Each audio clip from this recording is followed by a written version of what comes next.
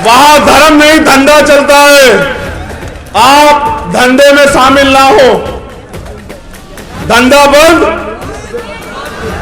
दुकान बंद। इस बार पर्ची यहां नहीं निकलेगी, वहीं निकलेगी जिनकी निकलनी है।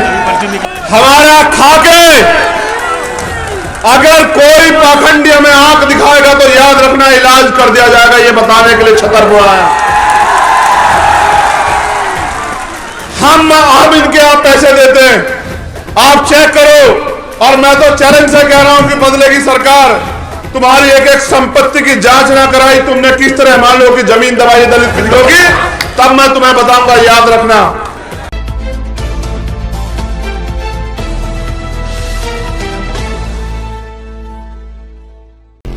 नमस्कार, आप देख रहे बहुजन हलचल। आज की सबसे बड़ी खबर, कोई पाखंडी हमें आंख दिखाएगा तो इलाज हो जाएगा। छतरपुर में भीम आर्मी प्रमुख चंद्रशेखर की चेतावनी। पूर्व एमएलए बोले मेरे एनकाउंटर की तैयारी थी। बता दें कि भीम आर्मी के चीफ चंद्रशेखर रावण ने छतरपुर में हुंकार भरी। उन्होंने कहा कि अगर कोई पाखंडी हमें आंख दिखाएगा तो इलाज हो जाएगा, यही बताने में छतरपुर आया हूँ। उन्होंने कथावाचकों और पंडितों पर निशाना साधते हुए कहा कि तुम लोग अभी की सरकार के भरोसे बैठे हो, याद रखना निजाम बदलेगा, तुम्हारे एक एक कारनामे की जांच की जाएगी।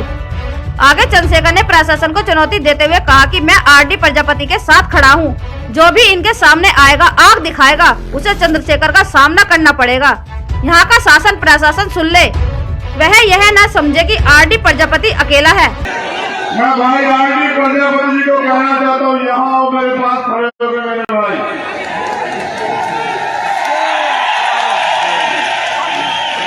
तुम्हारा ये भाई तुम्हारे पीछे खड़ा है, तुम्हारे तरफ उठने वाले, और आपको चंद्रशेखर आजाद का सामना करना पड़ेगा। मेरा वचन है, तुम इस बात को याद रखना। और यहाँ के शासन प्रशासन को भी कह रहा हूँ, ये मत समझना आरडी प्रजापति अकेला ही मेरा भाई है। बहुत अगर गुंडागर्दी की मांग मत करिए तो याद रखना चुनाव खत्म होगा, सरकार भी बदलेगी, नौकरी करवाई कम होगी। कोई परीक्षा की दिमाग में जब रखना मुकाबला बाबा साहब के बच्चों से है। कोई कोताही में बच्चे जाएगी, जैसा करोगे वैसा मिलेगा, याद रखना। गुंडागर्दी खत्म नहीं हुई तो यहाँ की सरकार भी बदलेगी, कोई कोताही नहीं बरती जाएगी। अगर मैं चाहता तो यह सभा एसपी ऑफिस के बाहर करता, उन्हें भी एहसास हो जाता, उन्हें हमारी ताकत का पता चलता। मैं कहता हूं कि इस प्रदेश में एक आदिवासी को मुख्यमंत्री बनना चाहिए। आपको याद होगा कि कुछ दिन पहले छतरपुर के गड़ा गांव में एक दलित परिवार में बेटी की शादी थी। बागेश्वर के पीठाधीश धीरेन्द्र किशन शास्त्री के 22 सालीग्राम पर वहां जाकर मारपीट करने और धमकाने का आरोप लगा था। इस मामले में कार्रवाई को लेकर पुलिस के रवैये से बहुजन समाज काफी नाराज था। भीम आर्मी के दबाव में पुलिस ने बागेश्वर धाम के धीरेन्द्र शास्त्री के 22 सालीग्राम पर प्रकरण दर्ज किया था। आगे भीम आर्मी का कहना है कि अपराधियों को घरों में बुलडोजर चलाने की कार्रवाई होती है, इस मामले में नहीं की गई। इसी बात से नाराज भीम आर्मी ने प्रदर्शन किया, जिसमें चंद्रशेखर शामिल हुए और वहां भारी संख्या में जनसैलाब उमड़ा। और देखिए चंद्रशेखर आजाद ने क्या कहा। आप जानते हैं, एक मेरे परिवार में जब मेरी बहन की शादी में जो अपमान हुआ, वो अपमान मुझे खींचना छतरपुर की धरती पे। मैं उस पर भी बात रखूंगा, लेकिन पहले इतिहास में आपसे बात कर लूं। आपको इस देश में कोई भी अधिकार रोने चिल्लाने मांगने से नहीं मिला, उसके लिए हमारे महापुरुषों ने कीमत चुकाई। मैं बात कर रहा था आजादी की। जब देश आजाद हुआ, व्यवस्था के कारण जो लोग गरीब थे वो गरीब रहे और जो अमीर थे वो अमीर रहे। पहली जो अंतिम सरकार बनी उसमें चुनाव नहीं हुआ, वो चुनाव हुआ बिना चुनाव हुए सरकार बनी। नेहरू जी प्राइम मिनिस्टर बने और जब उनकी सरकार बनी उन्होंने वादा किया कि हम संविधान को पूर्ण रूप से लागू कराने का काम करेंगे। और आज तक भी हम इस उम्मीद पे है कि कब संविधान पूर्ण रूप से लागू होगा, क्योंकि दुनिया का अगर सबसे बेहतरीन संविधान कहीं है तो वो कॉन्स्टिट्यूशन ऑफ इंडिया है, वो भारत का संविधान है। हमारा खाके अगर कोई पाखंडी हमें आंख दिखाएगा तो याद रखना इलाज कर दिया जाएगा, ये बताने के लिए छतरपुर आया।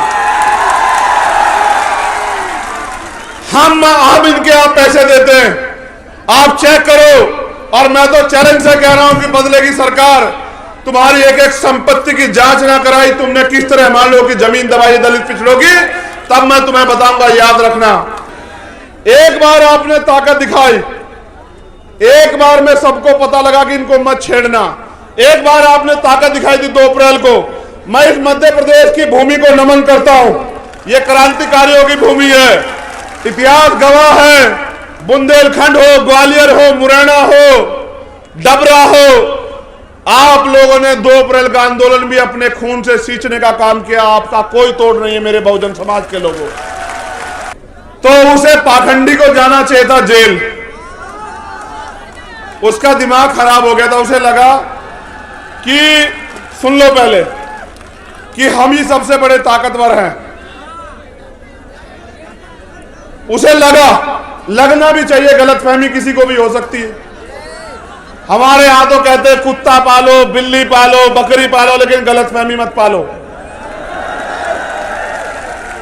तो उसे गलतफहमी हुई कि वो शराब के नशे में गया और कट्टा पिस्टल जो भी हो वो लहराते हुए उसने हमारे लोगों को अपमानित किया, हमारे परिवार को बेइज्जत किया, हमारे लोगों को गालियां दी, हमारी बहन की शादी को डिस्टर्ब किया, उनको धमकाया। हमारे लोगों ने आगे बढ़ के जब मुकाबला किया तो मुकदमा दर्ज हुआ। जब मैंने घोषणा की कि हम आ रहे 17 तारीख में सरकार सुन ले, इन्हें लगा, यहां के एसपी भी हैं, भैया मेरी बात को याद रखना, एसपी महोदय, जिस दिन सरकार बदलेगी मुख्यमंत्री नहीं बजाएगा आपको। कानून के डंडे में बहुत ताकत है, कभी हमारी कभी तुम्हारी, याद रखना। मेरे लोग भी तुम्हारी इस चोट का जवाब वोट से देंगे, याद रखना। गौर करो मेरे नौजवान सिपाहियों, मेरे योद्धाओं। उनको पता था कि जब चंद्रशेखर आके लड़ेगा तो वो कहेगा 307 में पर्चा दर्ज क्यों नहीं किया। मैं वकील हूं, वो पूछेगा कि दफा 25 का मुकदमा क्यों नहीं लगाया, वो अवैध असला लेके घूम रहा था। बाबा जी ने हमारे परिवार को बुलाया, डरा, परिवार भी डर गया क्योंकि बहुत ताकतवर व्यक्ति है। मुख्यमंत्री उनके यहां बैठे रहते हैं, आईजी डीआईजी एसपी उनके यहां बैठे रहते हैं। उनको लगा इनके सामने कौन लड़ेगा। लेकिन जैसे ही ये नीले पटके वाले, पीले पटके वाले उनके पास पहुंचे, फिर उसने कहा कि नहीं, टॉर्च नहीं कट्टा था। फिर उसने कहा कि नहीं, उस पाखंडी को जेल में होना चाहिए।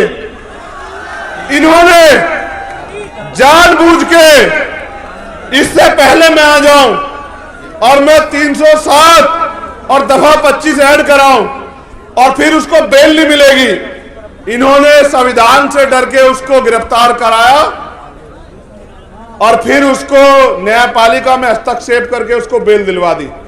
और लोग कहते हैं कि एससी एसटी का मुकदमा, कहां था एससी एसटी का मुकदमा, उसको तो बेल मिल गई।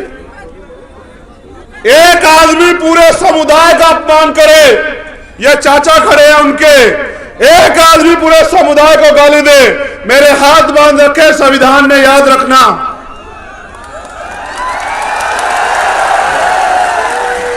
अगर संविधान को ना मानता तो तुम्हें बताता कि अपमान कैसे किया जाता है, याद रखना मेरी बात को। बाबा साहब अम्बेडकर का खून हूं, संविधान को मानता हूं, इसलिए मैंने कहा कि संवैधानिक रूप से लड़ेंगे।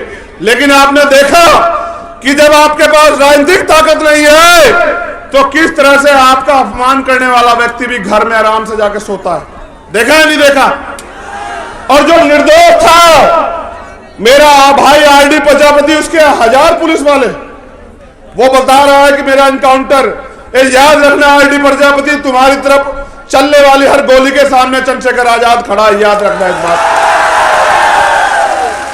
और मैं आपसे भी कह रहा हूं, शासन प्रशासन के लोगों, गुंडों पे कार्रवाई करो, हम नहीं आपको बोलेंगे। अपराधियों पे कार्रवाई करो, हम नहीं बोलेंगे। बहन बेटी के अपमान करने वाले पे कार्रवाई करो, हम आपके साथ खड़े हैं। लेकिन अगर सत्ता के नशे में हमारे लोगों, निर्दोष लोगों पे कार्रवाई करोगे तो आपके दफ्तरों पे ताले लगा के ये असंवैधानिक काम आपको नहीं करने देंगे कुर्सियों बैठ के। ये बिना सत्ता के आपसे कह रहे हैं। मैं चाहता तो ये सभा यहां नहीं, ये एसपी साहब के दफ्तर के बाहर होती, उनको एहसास हो जाता मुकाबला किनसे। अब एक और बात सुनो, गौर करो। जब तुम पे ताकत नहीं है, मैंने कहा कि हम आदिवासी भाई को मुख्यमंत्री बनाएंगे। इन्होंने मेरे आदिवासी एक बहन को, उसके साथ अन्याय हुआ वहां इंदौर मऊ में, उसकी हत्या कर दी गई। कितनी लाशें उठाओ वहां, मुझे बताओ। हत्या करने के बाद जब हमारे लोग प्रोटेस्ट करने के लिए आए सड़क पे तो गोली चला दी। एक भाई की जान चली गई, कई भाई घायल हैं। जब हमने आईजी डीआईजी से पूछा तो उन्होंने कहा हमने आदेश नहीं दिए। यहां प्रोटेस्ट तो सारी जाति धर्म के लोग करते हैं, गोलियां हमारे सीने पे ही क्यों?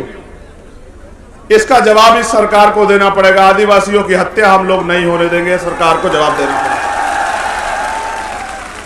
आपने देखा कि सत्ता के संरक्षण में किस तरह गुंडे खुलेआम घूमते हैं और किस तरह हमारे निर्दोष लोगों पे गोलियां चलाई जाती है। मैं आपसे पूछना चाहता हूं, क्या आप मध्य प्रदेश में गुलाम हैं? अगर आप गुलाम नहीं हो तो जो गुलामी की बेड़ियां आपके पैरों में पर डालने का काम किया जा रहा है, उनको काटने के लिए तैयार हो जाओ मेरे नौजवान साथियों। अगर आप चाहते हैं गरीब हर वंचित इंसान की आवाज आप तक पहुंचे तो हमारे चैनल को सब्सक्राइब करें और बेल आइकन का बटन दबाना ना भूलें। देखते रहिए बहुजन हलचल न्यूज।